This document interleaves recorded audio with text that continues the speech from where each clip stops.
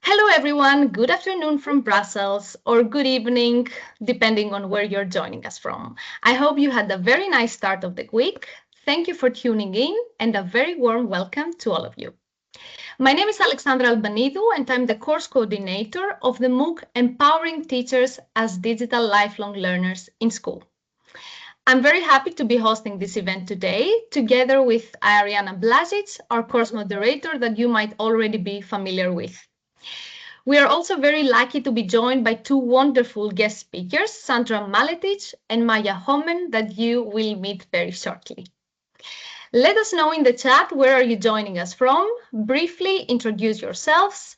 Tell us whether you're a teacher, whether you are school staff, and what do you expect from today's webinar. Let's get it started and let's be active in the chat. In the meantime, I would also like to introduce you to what we have prepared today for you. Let me quickly walk you through the agenda of today.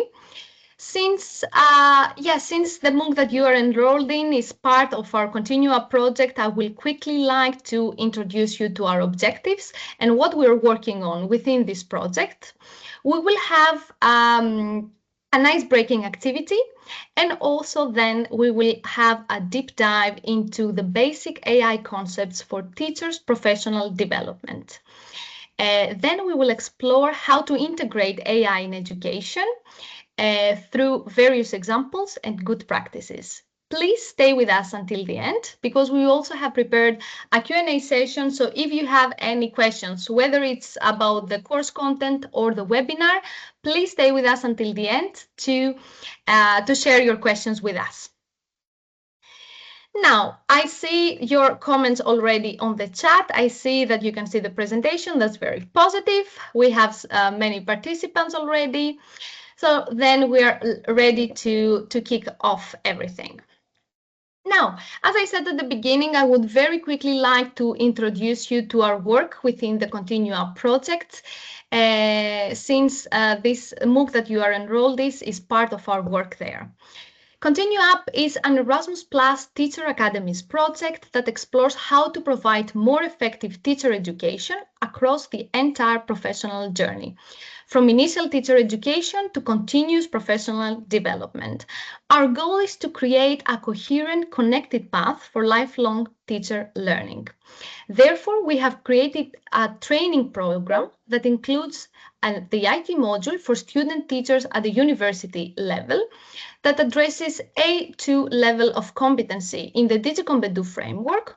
And then we've also created, as part of this training program, the CPD MOOC that you are enrolled for in-service teachers.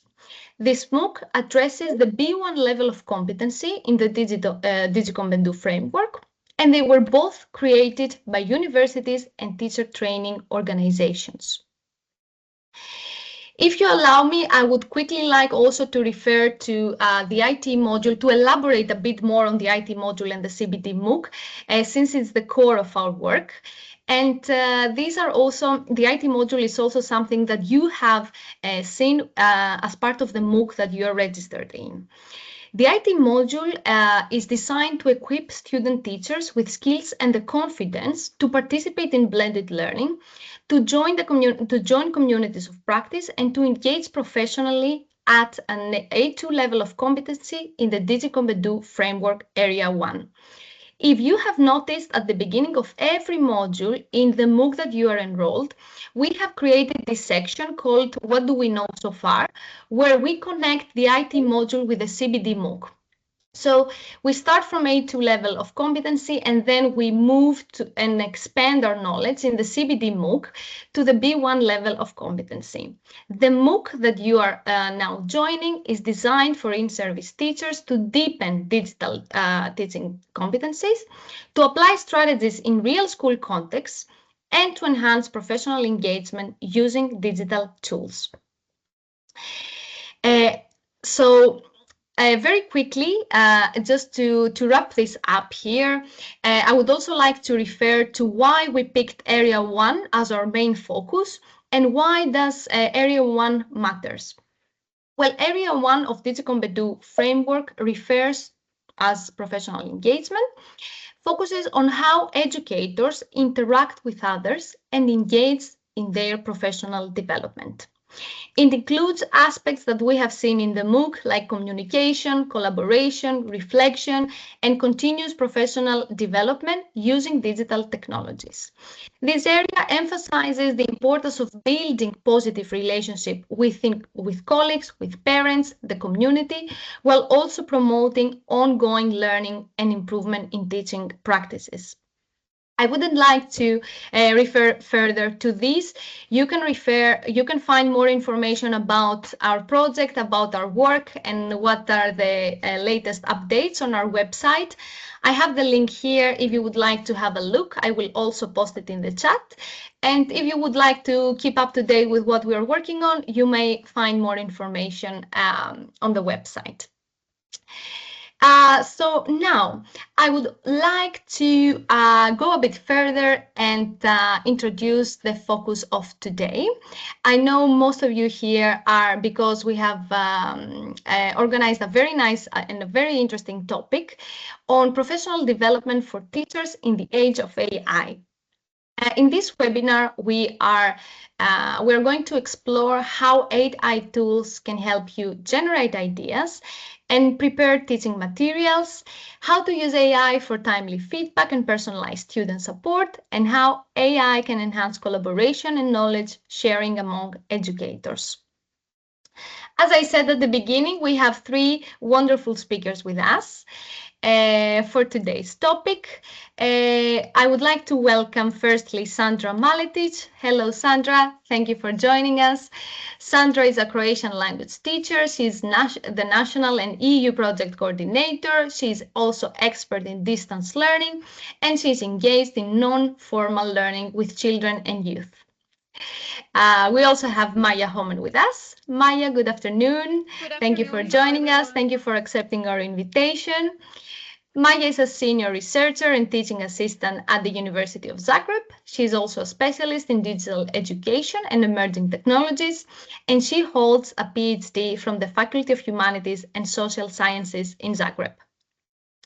Last but not least, we have our course moderator with us, Arjana Blazic. Hello, Arjana.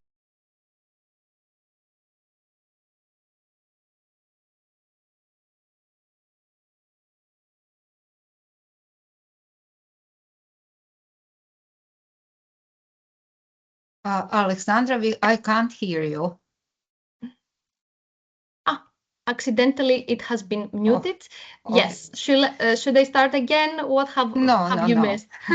Yeah. So I was saying, I was just introducing you, Arjana, sharing a bit about your profile. Thank you again for organizing this webinar for us. And the floor is yours, please. Thank you very much, Alexandra. It's a huge pleasure to be here with all of you today. I'm glad we have so many participants here with us today. I would like to start with the icebreaking activity, as Alexandra already mentioned. So I will share my screen just for a little bit. And I will also post in the chat the link to this book club activity that I have here for you.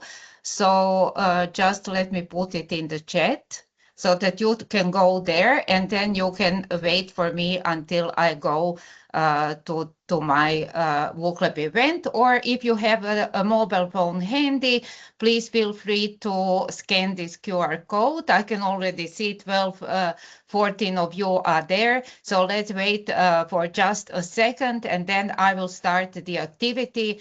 Before I start,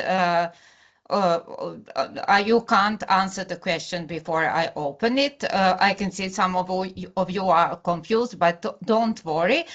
Before I open this activity, I would like to mention that I used AI to create all the 4 questions for this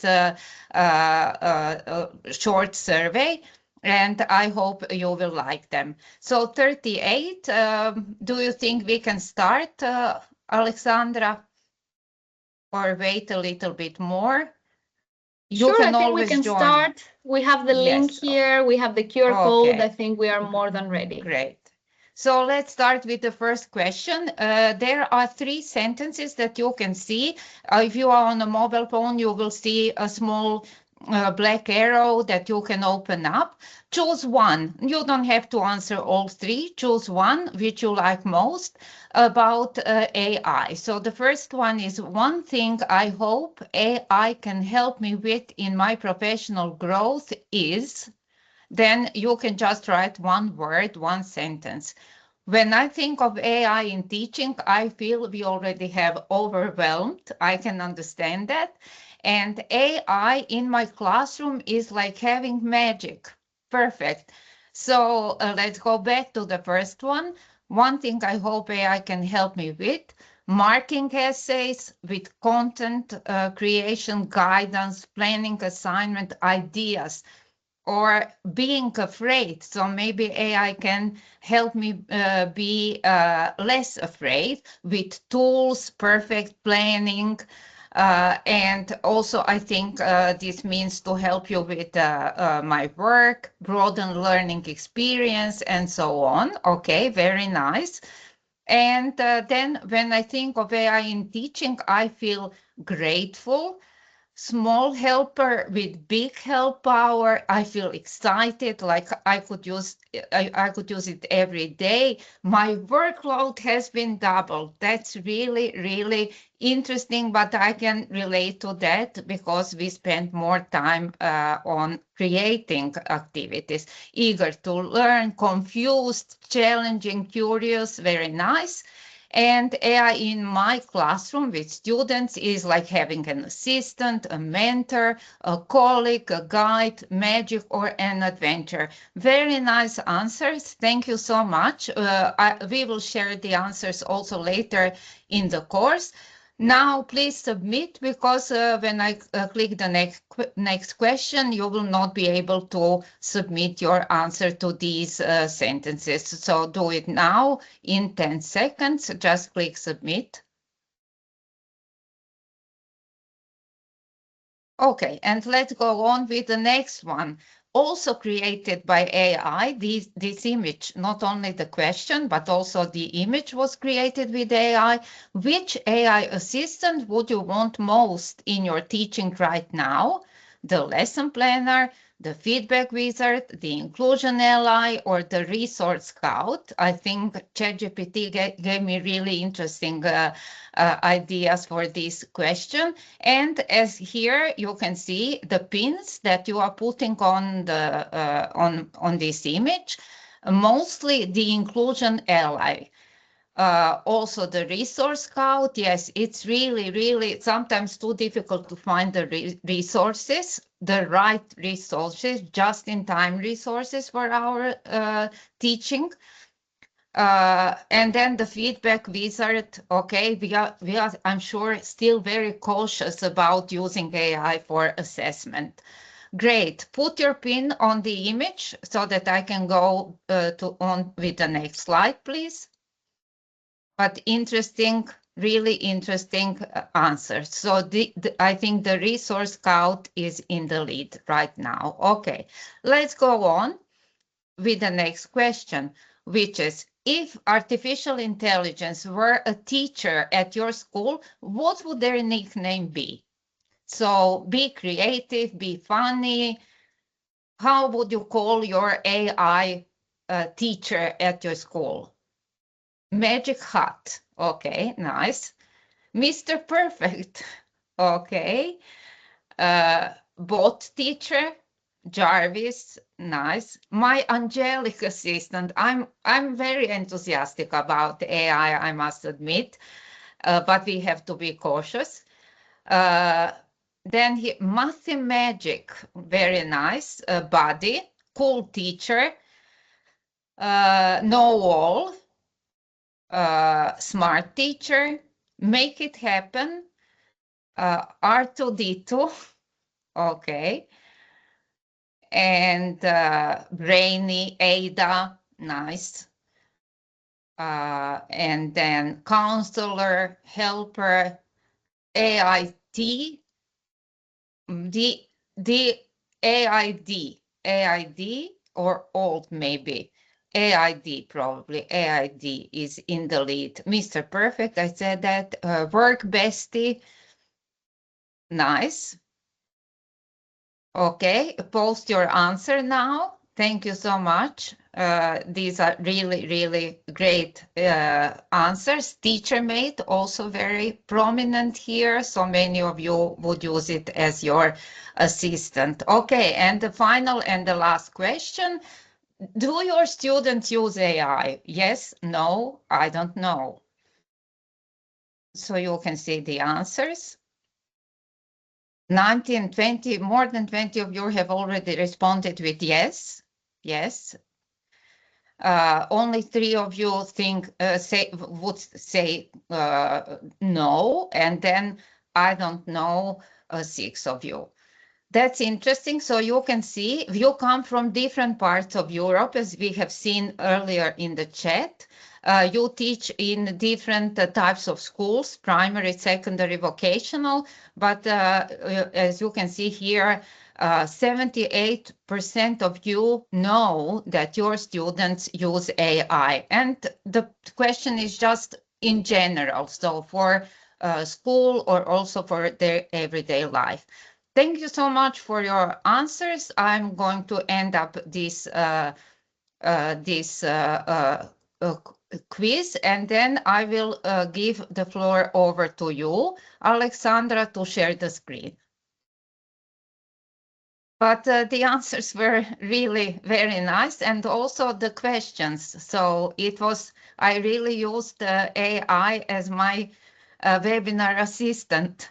Although I must confess that the slides that I will show you right now have not been generated with AI. So they are really my own, they are human-made slides.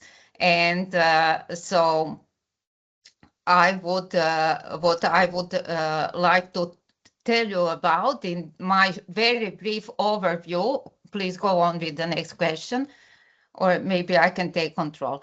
So the AI arrives through the school back door. We know AI is not a new technology, but with the launch of ChatGPT, suddenly it was there.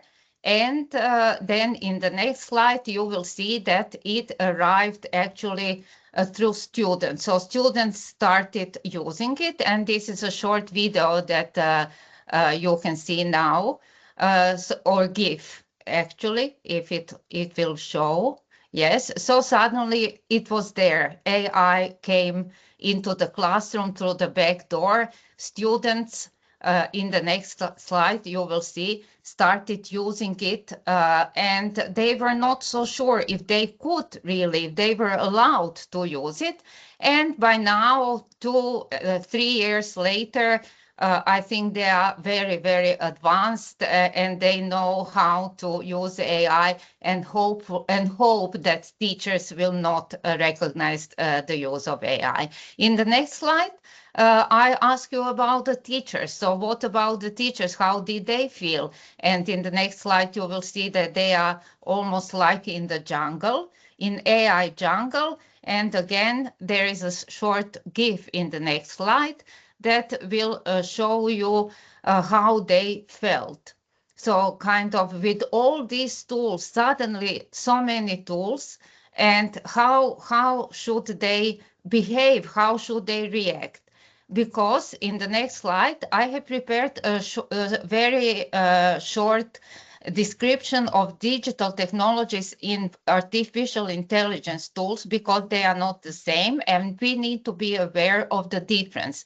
So according to the UNESCO framework for AI competencies for teachers, the digital technologies are known as deterministic tools, meaning that whatever input you give a tool, the output will always be the same, because there is no randomness, there is no probability. For example, if you think about Kahoot, when you type in 4 multiple choice answers, they will always be the same. The order might be different, but the student will always get the same answers.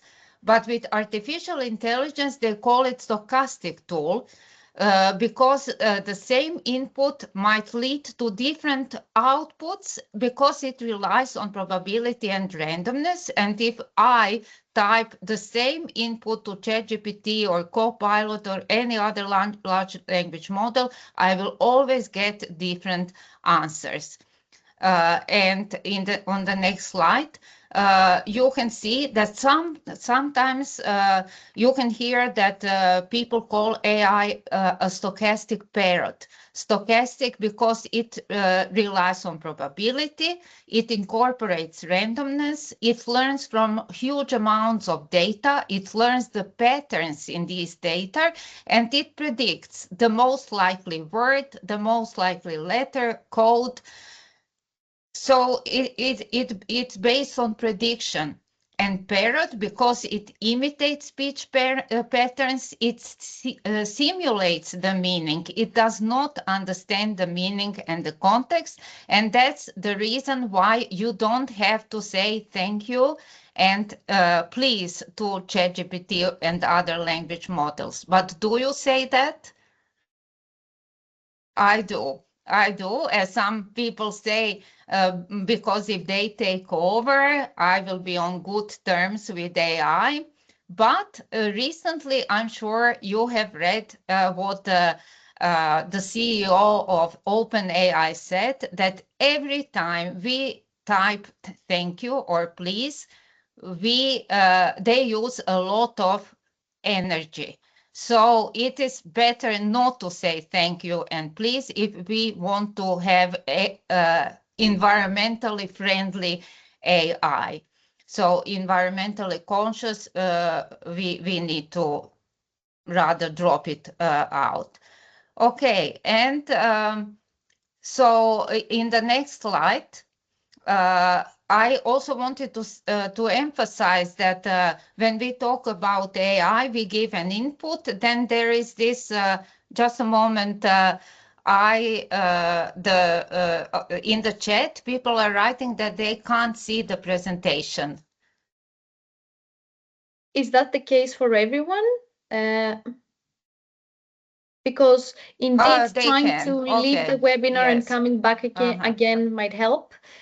I think most of the people are able to see the presentation. If not, please log out and log in back again. Sometimes it helps. Yeah, some people confirm that it's visible. All right, Arjana, please go ahead. That's great. So it is about expected results that we get from if we give an input or a prompt or a command to an AI system, and then the algorithms work in the black box. And then if the output is expected, then we are happy. But in the next, please click next. And more next, then we can get some unexpected results.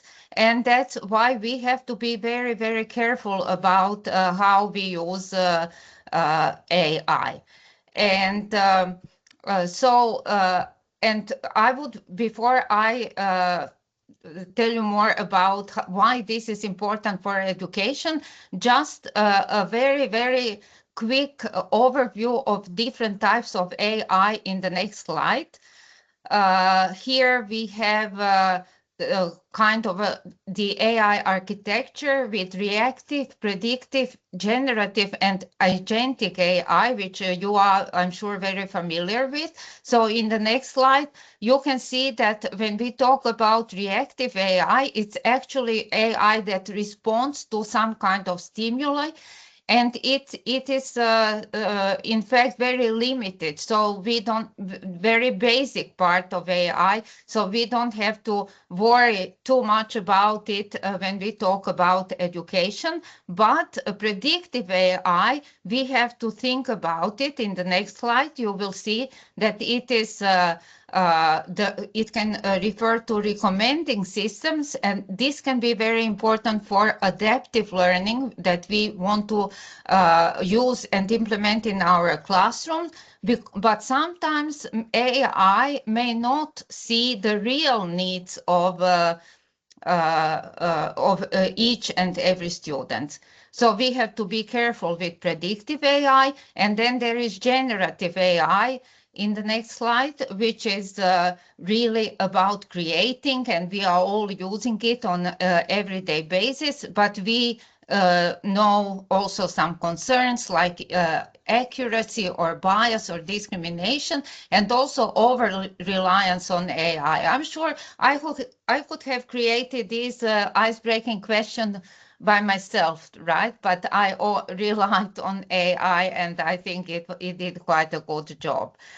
And finally, agentic AI, which is kind of an operator or a doer. So these would be intelligent tutoring systems that know everything about our students, and my virtual assistants as a teacher that know everything about me, but I'm not sure how willing I am to share all these volumes, all these amounts of data so that they can make good decisions for me. We are not there yet, but who knows, when we look at this rapid development of AI, what will happen over the next 2.5 years. Okay, and then finally in the next slide, always bear in mind that there are so many ethical concerns when we use AI, and as teachers, we need to be aware of them. So my message would be, Alexandra, please click next, to always use your professional judgment and expertise before bringing a tool to the students. And finally, this is new technology for us and also for our students. In the next slide, I just want to say that there is also the EU AI Act that we need to know very well, to read, because it is now in force, and AI is not banned in school, but it is high risk. So next. Education is high risk, especially high stake exams. So we need to make sure that all the acts and laws are aligned with our use of AI. And finally, we need to learn how to navigate our world that is almost completely AI powered, and then teach our students how to use safely, responsibly, and effectively all these AI tools at their fingertips. And now we will hear from Sandra and Maja how they use AI safely and responsibly. Sandra, the floor is yours. Thank you, Arjana. Hello to everybody. I'm glad to be here with you today and explore using of AI in education. I believe many of us in education have asked ourselves at least once one question: how do we stay current with emerging technologies? Well, for me, that question became especially important when I began working with AI in actually different roles, which shaped how I teach, how I learn, or how I design learning environment. In this short talk, I will present how I use AI in education from 3 different professional perspectives. First, as a teacher of Croatian language and literature in vocational school. Actually, I talk a lot with my students about AI and how they use it in everyday life, especially for homeworks. I observe them, how they engage with AI, guide them toward ethical and responsible use of digital tools, but also AI. So far, I haven't extensively used AI for preparing assignments or lesson plans, but I listen to students. I listen to students' experience, practices very carefully, and respond with pedagogical strategies and support their critical digital literacy.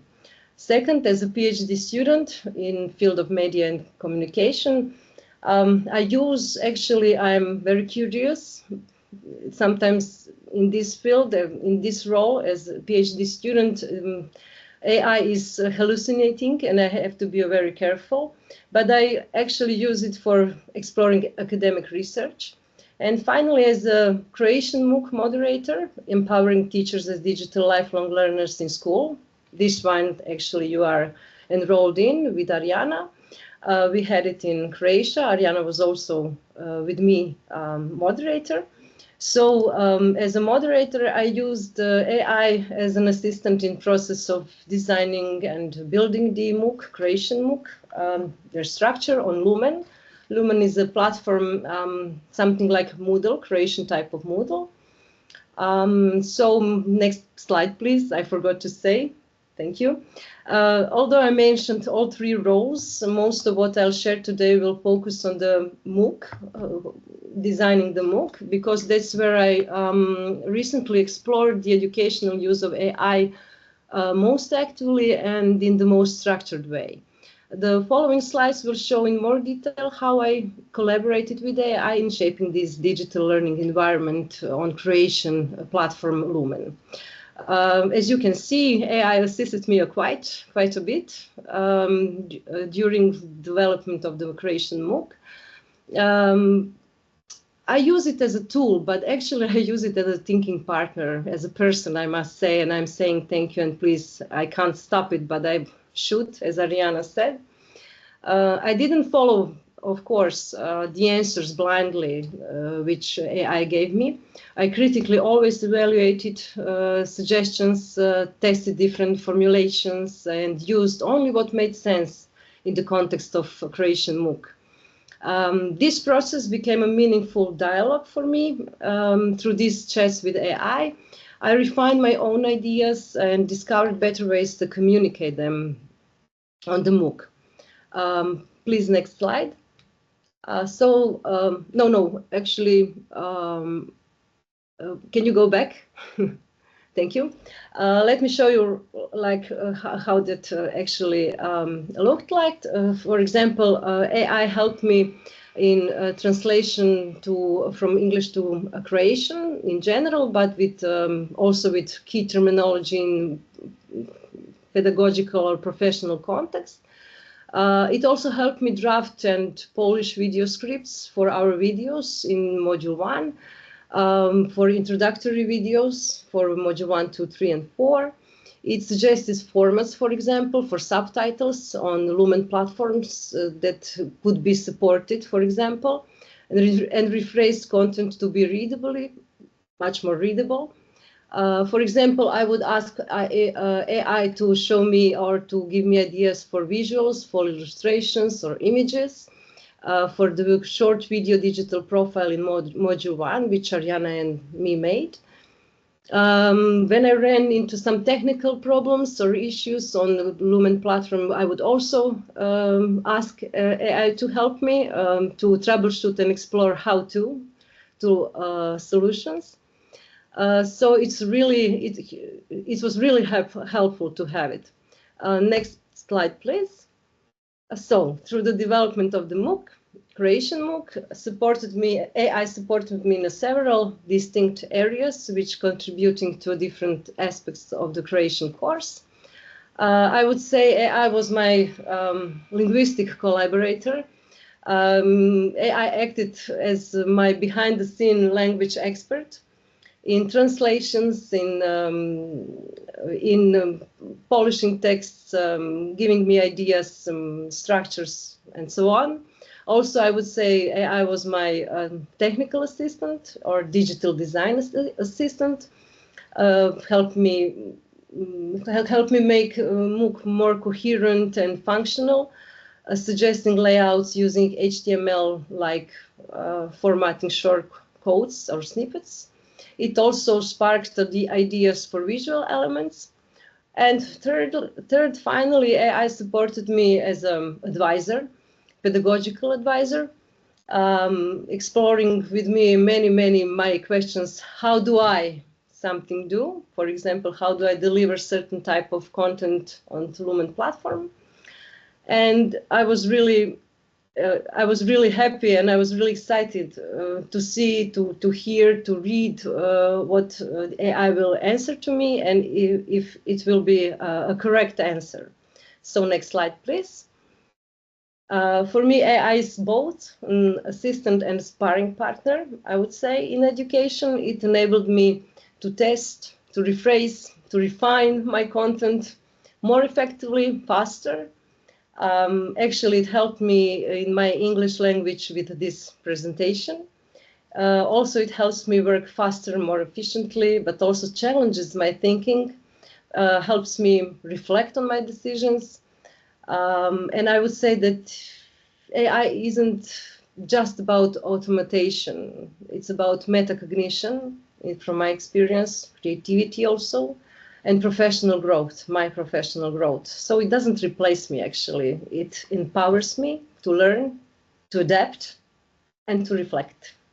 So, I forgot to mention, there were a lot of AI I tried, different types of AI I tried, but I would emphasize two or three. Arjana introduced me to two. It was School AI and Magic School, which is really, really excellent. We use it a lot. And also ChatGPT or Perplexity. So thank you for your time. I'm giving you to Maja, I think. Yes. Yes, thank you, everyone. It's very nice to be here. And now I'm going to talk to you about how we used AI with the students and with the pupils in primary education. So next, please. So this first slide kind of gives a structured overview of key areas where artificial intelligence can be hopefully and meaningfully integrated into primary education. So drawing from real classroom experiences, it outlines these 6 focus areas, which are personalized learning, subject support, real-time assessment, gamification, the teacher's forever evolving role, and of course, ethical considerations.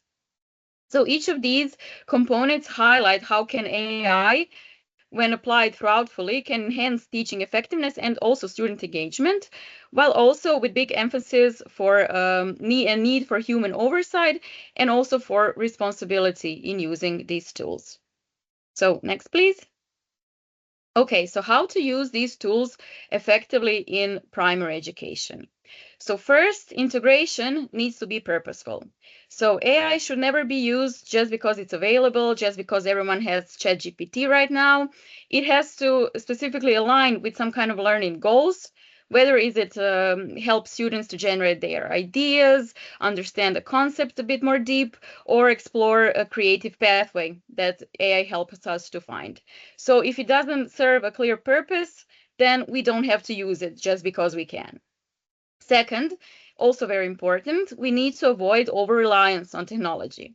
So AI can certainly be a helpful assistant, but students still need to think critically, solve the problem themselves independently. And if we use AI for everything, we're not supporting students, but kind of in risk of replacing their thinking. And what is the most important is that we develop students' critical thinking. Next, we need to consider which subjects are actually suitable for AI. So it doesn't need to be used in every lesson. It doesn't need to be used every day. That's what I always tell my students. Oh my God, teacher, how are we going to use AI in each class? You don't have to use it. You don't have to use it every day on each subject. It might be more useful, for instance, in language or in art or some kind of a project-based activity. Much more useful there than, for instance, in like physical education or mathematics or something like that. So it's about choosing the right tool for the right moment and for the right subject. So another important point is what my colleague said, to encourage creativity. So one of the best uses of AI is to support student creativity. Even if they're writing a story, they can also compose melodies. I will show you later. Maybe they can generate some artwork, and of course, always critically think about what they're doing. It's very crucial to maintain a balance between digital input and students' own ideas, expressions, and work. So, of course, in the end, finally, we need to always evaluate effectiveness. So we should regularly check and reflect with ourselves and with our students. Is the AI actually helping them learn? Are they more engaged? Do they understand the content better? If not, then the AI and how we use it, we might need to adapt it or even remove it if we can see it's not really working. So in short, it can be a great educational partner, but we need to use it intentionally, responsibly, and with students' growth at the center of how are we going to use it. Okay, next, please. So when it comes to lessons, here I gave you different lessons have different phases, but these are kind of the main phases. This is motivational, main, and final phase of each lesson. So in motivational phase, how can we use AI? So this is kind of the warm-up stage. So the goal here is to kind of spark curiosity, activate prior knowledge. So we might ask students to share one word or idea that is related to the new topic. We can show them some kind of short video or some kind of art, ask for their observations. We can give them some kind of mysterious clue or something just to kind of spark their imagination. Okay, so now we go to the main phase. So this is where the core activity in each lesson happens. So students can follow instructions to complete a task. It could be help with writing a story, editing an image, generating some content. And what is very important here is comparing results. So, and to critically think about what the human did and what the AI did. We need to always compare the outcomes with kind of a reference of what your colleagues did, what you did, and what the AI did. This is very, very important. And in the final phase, this is kind of a last phase, time for reflection. So students can create some kind of a mind map or summarize what they have learned. We can also ask them what was difficult for you, what would you do differently next time. They can discuss how AI helped them or maybe even confuse them. And then we need to identify with them what they did, what the AI did. They can make some kind of short tip list for using certain AI tool. And this is kind of a good thing to wrap up this learning process, and hopefully it helps students to build their digital self-awareness. Okay, so now we go to the real practice in schools. So next slide, please. So how is AI used in art education? Okay, so this activity, the theme was House from Imagination, and it was done in visual arts lesson where students need to explore primary and secondary colors, different line types and composition. So here we can see AI, ChatGPT made this House from Imagination, and the goal for them was not only just to paint, but also to observe and discuss and reflect on the artwork. And here the image served only as an inspiration and a tool for guided discussion and critique. And in the end, as you can see, students reflected on their own artistic choices. So how does your work differ from the example? What did you do similarly? So this is what I'm talking about. We should always use AI, not to make students work, but kind of to compare what can we people do and what can the technology do. Then we go to the music class, which is the next slide, please. Okay, I hope you can hear the music because it was generated by AI, but this was actually a very fun activity. So this was during a revision lesson because students already have learned about the appearance, characteristics, and sound. Oh,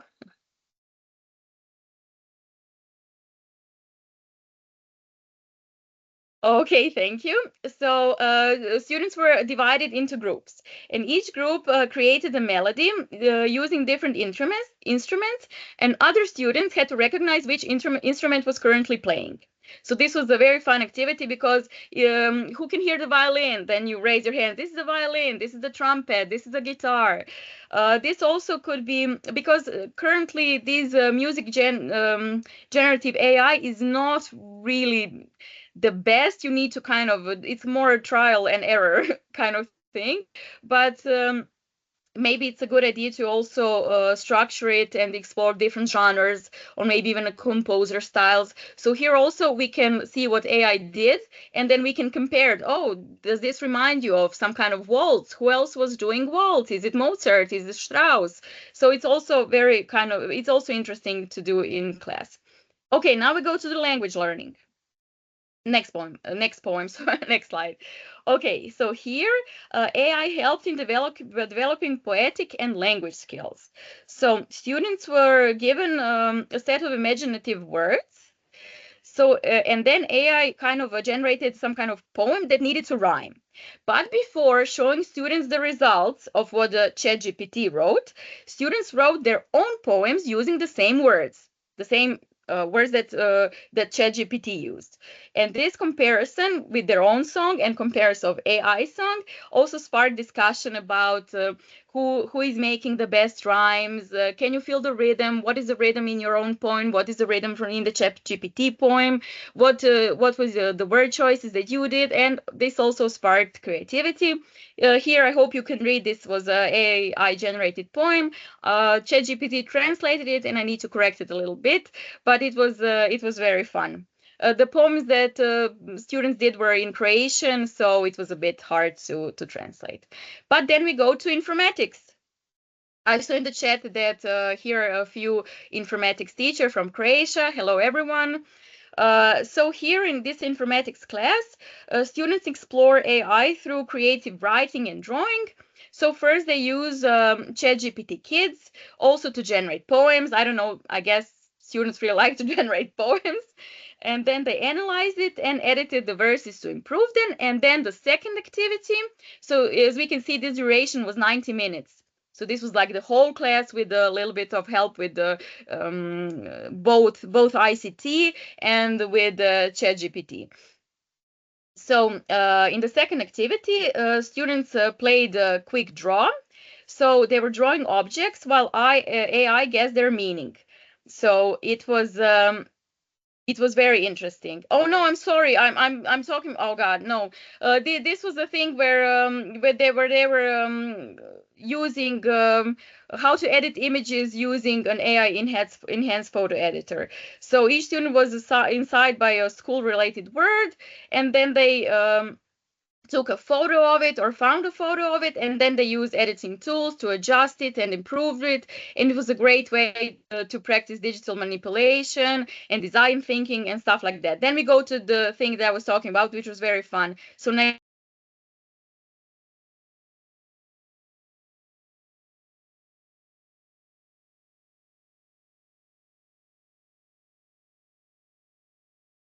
I can't Hello. hear you, Maya. No, now we can hear you. Yes, Okay, I'm really Maya, sorry. it's And okay now. yeah, I'm sorry. Can you put the next slide, please? Okay, so this was the advanced informatics class. My slides were a bit different here. I'm sorry. So this is the thing that I was talking about, where they had two activities. One was with ChatGPT, and the other one was with this quick drawing game where children were drawing objects while AI guessed their meaning. And it was also followed by discussion of how did AI recognize their drawings, what did they draw, was it correctly, was it not? And this lesson kind of encouraged creativity and critical thinking. So this was actually done in the class, and my student managed to snap a photograph of children drawing using the quick draw game. I hope you can see them using it. So this was a very fun class. And now we go to the nature and society. Okay, you can also play the video. I hope it works. Okay.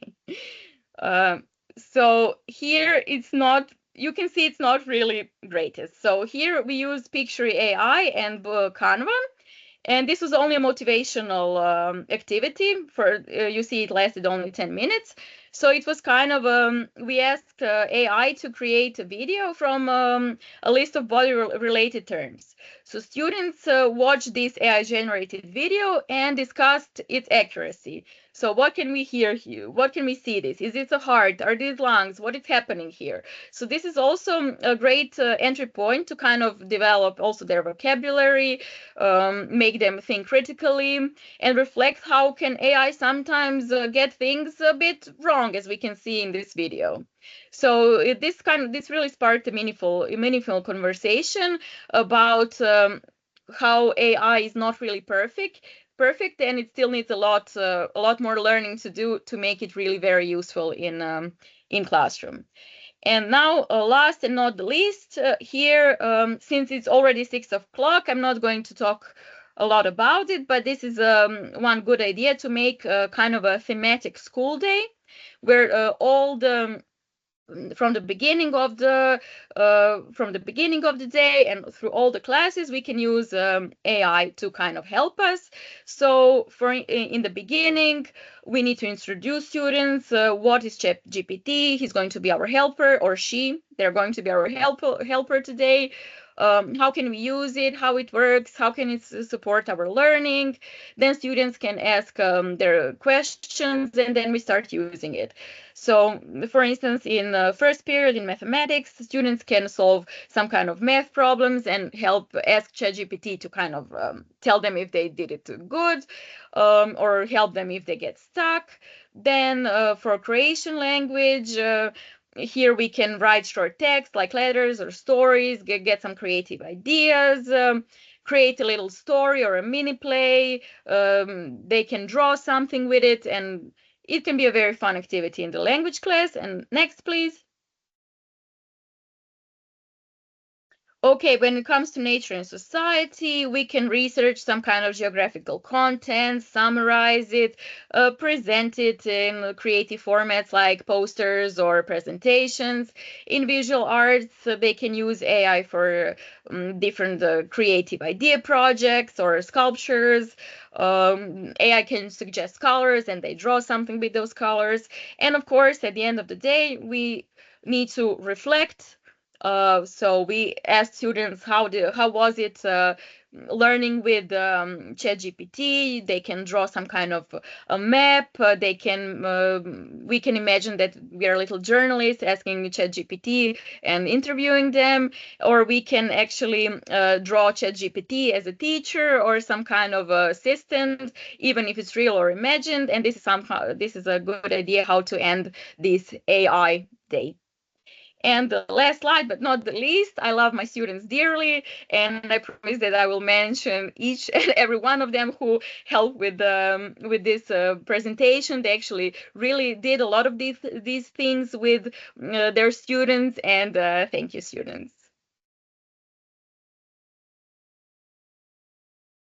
Thank I'm you done. very much. Yes.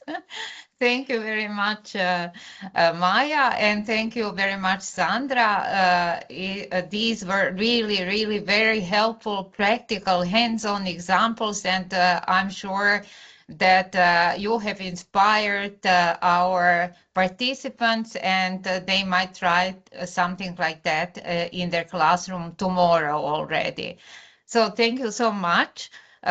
We will share your slides in the course platform if you agree, and then they can also find even more time to go through the slides and see how it can inspire them even further.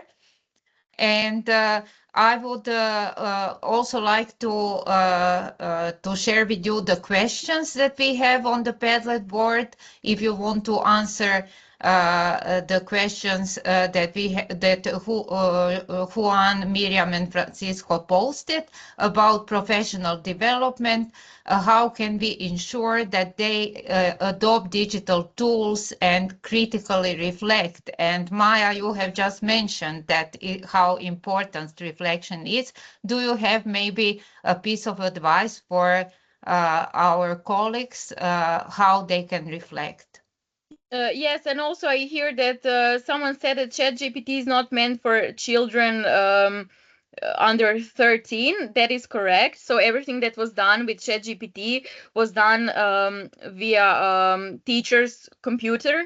So children were just kind of saying certain prompts and asking ChatGPT, can you help me write this, write that? So they were not using it themselves. It was teacher was kind of just a guide here. So they were not using it by themselves. So it was a kind of mostly a motivational or something like that activity. So it's not we do not encourage students to use it at home because they're too young to understand. And also I mentioned there is ChatGPT Kids. It's actually a new platform. So you might want to check it out. It's kind of mostly for children. But yeah, when it comes to reflection, it is what we need to do is when we are hands-on with our children in the classroom, we need to see how what are their feelings and how is it really helping them. Like I've said in the beginning, if we see it's not really working, or if it's too difficult for us to implement in different subjects, and if it's just unnecessary to use it, then of course we won't use it. But we need to reflect with our daily practices with children and with our students, how can we use it, and is it really meaningful to use? And when it comes to professional development, I think well, having these webinars, talking to each other about using AI tools in education, this is also helping us professionally. So we need to maybe, I don't know, make some kind of cross-disciplinary collaboration, so we can make a dialogue between educators and technologists and pedagogical researchers to kind of help us bridge this technical functionality with also educational value in different areas of education. Indeed, because teachers of all subjects use ChatGPT, and I think it's also a great opportunity for interdisciplinary collaboration. Yeah. Thank you, Maja. And Sandra, what would you say? Well, I agree with you. We have to share our thoughts, our experience to grow professionally, and maybe to see, maybe we are not today, in these days, we are not aware actually of opportunities of AI, because it's a short time now that we are using it. But that's why maybe I like these traditional methods also, because they are, you know, the consequences, the positive and the negative one. But today for the AI, we do not know still.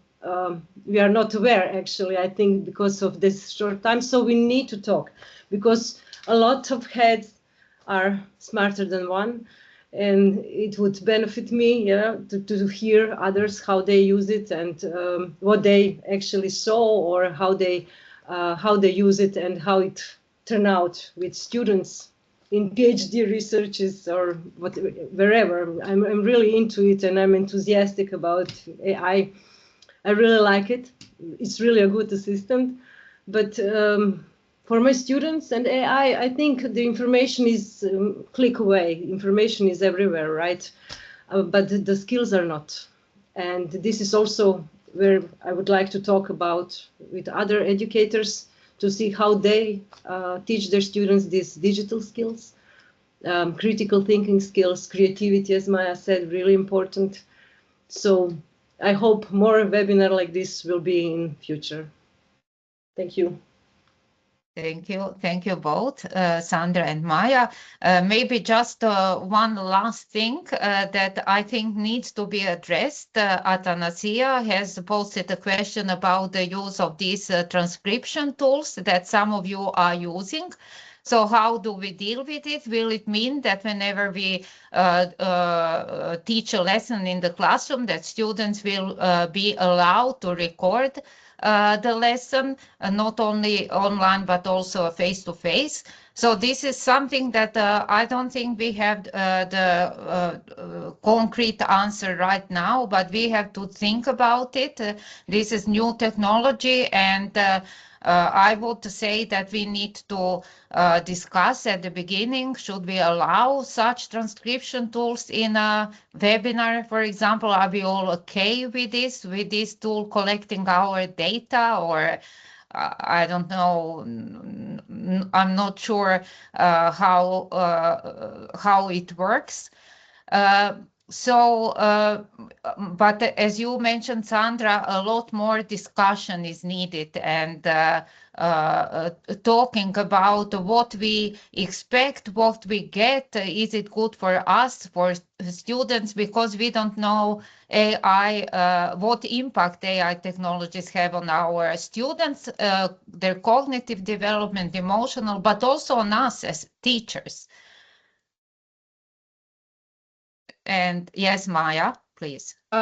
Yes, exactly. So that's why I mentioned do not use it every day. Do not use it on any subject. Try it out, but only on your computer, you as a guide for children. That is very important. So it's not like just put ChatGPT on each subject every day. That's really not the point of it.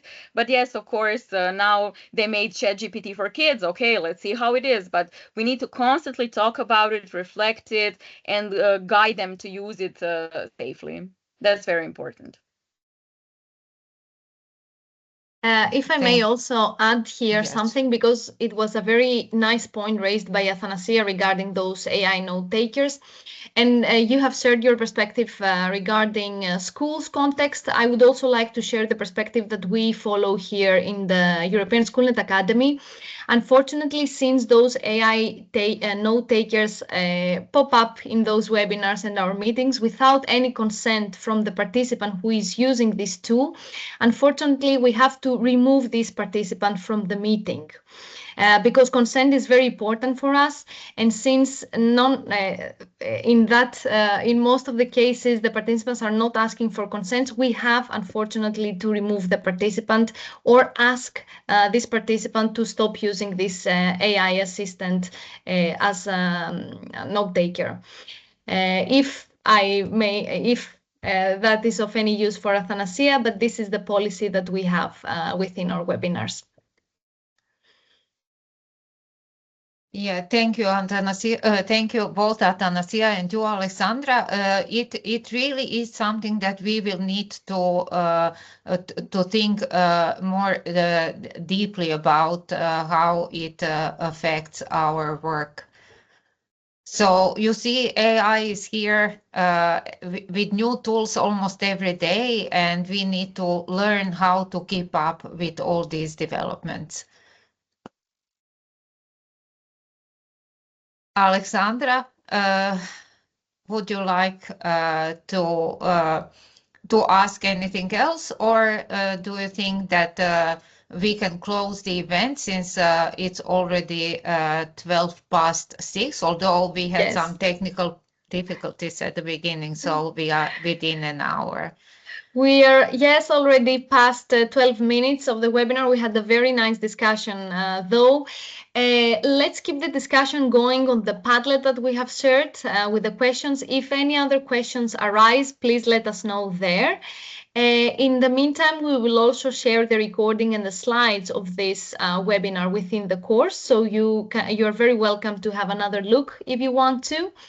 And yeah, let's close this discussion here today and continue in the course forums and the Padlets there. We still have 2 more weeks for the course to finish. We have our final activity, we have our peer review, so definitely the discussions will continue there. I would like to share a very big thank you to, firstly, the speakers who were with us. Sandra and Maja, thank you so much for your time and for your sharing what you're doing in class and with your courses. Ariana, of course, very big thank you for organizing this webinar for us with such an up-to-date topic. And of course, a very big and warm thank you to all the participants who attended this webinar. Thank you for your time. Now time to rest and be off the screen for a while. So have a good evening, everyone, and thank you for joining us today.